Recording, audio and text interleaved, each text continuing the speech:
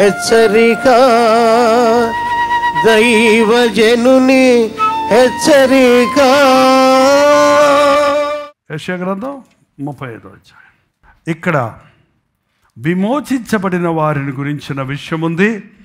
అక్కడ 9వ వచనం మాత్రం చదువుకుందాం. ఇది పరలోకాన్ని మనకు చూపిస్తుంది. అక్కడ సింహం ఉండదు, క్రూర జంతువులు ఉండవు, దాని ఎక్కవు, అవి అక్కడకు ఎక్కడ కనబడదు. విమోచించబడిన వారే అక్కడ నడుచుదురు. యెహోవా విమోచించిన వారు పాటలు పాడుచు తిరిగి సియోనుకు వచ్చెదరు. వారి తలల మీద నిత్యానందముండును. వారు ఆనంద సంతోషములు గలవారై వచ్చెదరు. దుఃఖమును నిట్టూర్పును ఎగిరిపోవును. విమోచించబడిన వారు ఎక్కడున్నారో? విమోచించబడిన వారు ఎక్కడున్నారో? ఎవరది? నిజమే. మరి నీ నెత్తి మీద ఏముండాలంట? మీ దుఃఖము నిట్టూర్పులు ఏమవ్వాలంట? ఎటు? పొట్టలోక? కొంతమంది ఇక్కడ తీసి పొట్టలో పెట్టుకుంటారు, లోపల ఏడుస్తారు, పైకి హి అంటుంటారు. అది కాదండి. అసలు దేని విషయమై దుఃఖపడవలసిన అవసరం లేదు. మనుషుల మాటలకు దుఃఖపడతాం, పరిస్థితులకు భయపడతాం. ఏంటంటే కొంతమంది ఇతరులు శాపాలకు భయపడిపోతారు. నీకు వ్యతిరేకంగా రూపించబడిన ఏ ఆయుధమో, విమోచించబడిన వారంటే వారు షీల్డెడ్, బుల్లెట్ ప్రూఫ్లో ఉన్నోడికి భయం ఏంటంటే తుపాకును చూస్తే? నువ్వు క్రీస్తు రక్తముతో నువ్వు కవర్ చేయబడ్డావు కాబట్టి ఏ దుష్ట శక్తులకి, ఏ ఆయుధాలకు నీ మీద అధికారం లేదనేది నిజంగా నీవు నమ్మితే, నాకు ఇంకా ఆ మొదటి పాటే మళ్ళీ పడుకొని నీ ఒడిలో కప్పయ్యానన్నా. ఏంటండి? ఆయన ఒడిలో రక్షించబడిన వారిని ఆయన హత్తుకున్నప్పుడు, ఆయన ఒడిలో దాచుకున్నప్పుడు మనం ఎందుకు ఇంకా ఏడవాలి? మనం ఎందుకు ఇంకా బాధపడాలి? ఎందుకు ఇంకా ఈ లోకంలో స్థితిగతులను చూసుకొని దిగులు పడాలి? నన్ను రక్షించిన ప్రభు, నా కొరకు తన సొంత కుమారుని ఇచ్చిన దేవుడు, ఆయనతో పాటు సమస్తమును నాకు ఎందుకు ఇవ్వడు? యేసు ప్రభువునే మనకిచ్చిన దేవుడు ఈ చిల్లర అవసరతలన్నీ తీర్చడానికి ఆయనకి ఏమన్నా పెద్ద పనా ఏంటండి? మనం ఎందుకు మీరు అడగక పొందలేకపోతున్నాం? అవిశ్వాసం వల్ల పొందలేకపోతున్నాం? లేక ప్రభు ఇచ్చిన ఈ నూతన జీవితాన్ని మనం బయటికి వెళ్ళిపోయి దేవుని కౌగిల్లో నుంచి బయటికి పోయినప్పుడు కష్టాలు, దుఃఖాలు ఎక్కువైపోతాయి. బెత్లెహేములో ఉన్న నయోమి చక్కగా ఉంది, మధురంగా ఉంది ఆమె జీవితం, చక్కగా ఉన్నారు బిడ్డలతో. ఎప్పుడైతే బయటకు వెళ్ళిపోయిందో మోయాబు దేశానికి, మొత్తం పోయినాయి. మనం దేవుని కంచెలో ఉన్నంతసేపు దేనికి భయపడక్కర్లేదు.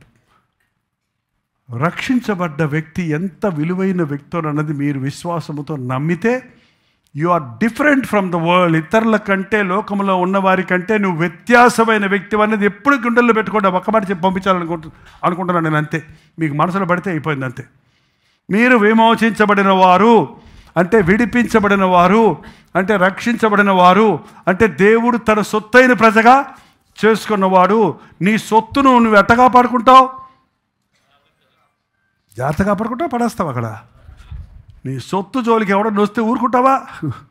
మరి దేవుడు తన సొత్తుగా మనల్ని చేసుకున్నాడు. ఆయన మనల్ని కాపాడేవాడు, కునుకడు, నిద్రపోడు. ఒక రోజు వస్తుంది, మన కొరకు ప్రభు పరలోకాన్ని సిద్ధపరిచాడు. ఇక అక్కడ దుఃఖము లేదు, కన్నీరు లేదు, ఏడ్పు లేదు, నిత్యానందం ఉంటుంది. ఆ దేశం, ఆ యొక్క పరలోక పట్టణములో రెండవ రాకడ సమయంలో ఇది సింహము, దూడ, గొర్రెపిల్ల కలిసి పడుకుంటాయంట. క్రూరత్వం లేదు. చిన్నపిల్లోడు సింహంతో ఆటలాడుకుంటారు. ఎందుకంటే ఆదాము హవ్వలను చేసినప్పుడు క్రూరత్వం లేదు. ఆదాము పిలిచాడు, అన్ని కుక్క పిల్లలాగా వచ్చాయి ఆయన దగ్గరికి, అన్నిటికీ ఆయనే పేర్లు పెట్టాడు. ఎప్పుడైతే ఆదాము దేవునికి వ్యతిరేకంగా తప్పు చేశాడో, పాపం చేశాడో, జంతువులకి స్వభావం మారిపోయింది. మనుషులంటే జంతువులంటే మనుషులకి తారుమారు అయిపోయింది. మనిషిని చూసి భయపడుతున్నాడు. ఇవాళ ప్రతి మనిషికి ఓ మనిషిని చూసి భయపడుతుంటాడు. మీరు భయపడుతున్నారా? లేదా? నువ్వే భయపడుతున్నావా? ఏదో ఉంటుంటుంది, నువ్వు భయపడన్నా భయపడతావు, లేకపోతే భయపెట్టన్నా భయపడతావు, లేకపోతే భయపడినట్టున్నా కనపడతావు. అందుకే ప్రభు చెప్పాడు, భయపడకుడి, దేవునితో ఉన్నవాడు విమోచించబడిన వాడు. మనుషులు పెట్టు నిందకు మీరు భయపడకండి. మీ స్థితిగతులను చూచి మీరు దిగులు పడకండి. మీరు గాఢాంధకార లోయలో వెళ్ళినప్పటికీ ఈ అపాయమో రాదు, ఎందుకంటే మీరు నా అరచేతిలో ఉన్నాడు. చూడుము, నిన్నున్నాను ఎక్కడ చెక్కున్నాను? అరచేతిలో చెక్కున్నాను. నేను మిమ్మల్ని విడువను మడువను అని చెప్పిన ప్రభు ఉన్నాడు. ఈరోజు నాకు ప్రత్యేకంగా ఈ పాజిటివ్ వే ఆఫ్ థింకింగ్లో నా దేవుడు నన్ను విడిచిపెట్టడు, నేను అడిగింది దేవుడు నాకు ఇస్తాడు. ఎందుకంటే నేను నా హృదయం దేవునికి ఇచ్చాను, నేను ఆయన రక్తంలో కడగబడ్డాను, నేను ఆయన బిడ్డగా మారాను. కాబట్టి నా గురించి నేను దిగులు పడవలసిన అవసరం లేదు.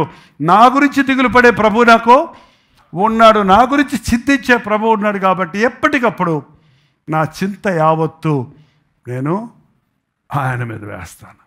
లేచినప్పుడు ప్రార్థిద్దాం. ప్రార్థన. ఈ లోకానికి వేరై నీ సాక్షులుగా బ్రతకడానికి, ఈ లోకపు ఉచ్చుల్లో పడిపోక, మా నోటితో నిన్ను స్తుతించుటకు పెక్కు మాటలు పలికి బుద్ధిహీనులు కాకుండా, అనవసరమైన మాటలు పలికి శిక్షకు పాత్రలు కాకుండా మౌనిగా ఉండటం మాకు నేర్పించయ్యా. సహనం, ఓర్పు మాకు దయచేయి నాయన. నీ రక్తములో కడగబడిన మేము నీ స్వభావాన్ని కలిగిన వారిగా బతకడానికి సహాయం చేయండి. నా దేవుడు నా మొర విన్నాడని, నా మొరకు జవాబు ఇచ్చాడని మా నోటి నిండా సాక్ష్యపడినట్లుగా మేము నోరు తెరిస్తే దేవుని మహత్కార్యాల గురించి, దేవుని ప్రేమ అనురాగాల గురించి, దేవుడు చేసిన అద్భుత ఆశ్చర్య కార్యాల గురించి మాత్రమే మాట్లాడుటకు మా నాలుకలను పరిశుద్ధపరచు నాయన. మా గుండె నిండా నీ మాటలు నింపుకోవడానికి సహాయం చేయి నాయన. కృతజ్ఞతలతో స్తుతులతో మా హృదయాలు నింపబడి నోరు తెరిచినప్పుడల్లా స్తుతి కృతజ్ఞతలు కలిగి ఉండటకు సహాయం ఇచ్చి, లోకంలోకి వెళ్ళినప్పుడు నాయన కర్కశమైన మనుషుల మధ్య మేమున్నాం, మూర్ఖులైన మనుషుల మధ్య మేమున్నాం, మమ్మకు కోపం రేపే వారి మధ్య మేమున్నాం, మమ్మల్ని విసిగించే వారి మధ్య మేమున్నాం. ఆ భక్తిహీనుల మధ్య మేముండి భక్తిహీనులం అయిపోక మా నోటికి మూతికి నాయన మా కళ్ళెం పెట్టుకున్నటకు, చిక్కం పెట్టుకున్నటకు మాకు సహాయం చేయ్యా.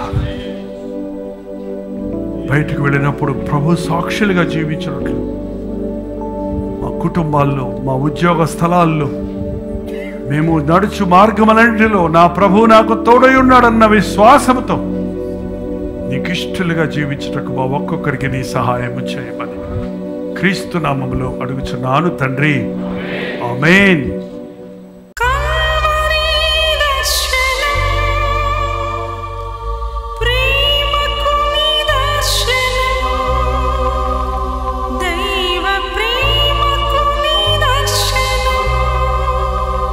తెలుగు, తమిళ, హిందీ, మలయాళం, బెంగాలీ, ఒరియా అనే 6 భాషల్లో టెలివిజన్ ప్రోగ్రామ్స్ కొనసాగుతూనే ఉన్నాయి.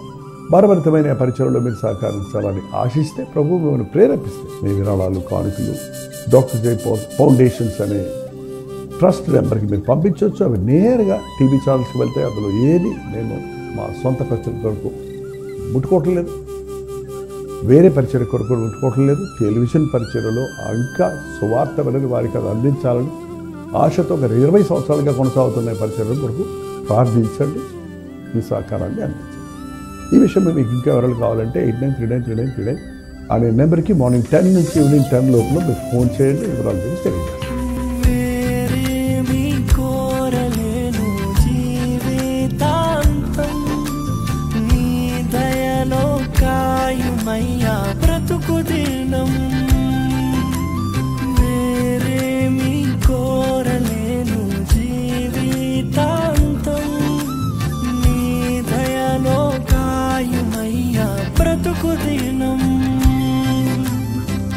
నీలాంటి దైవం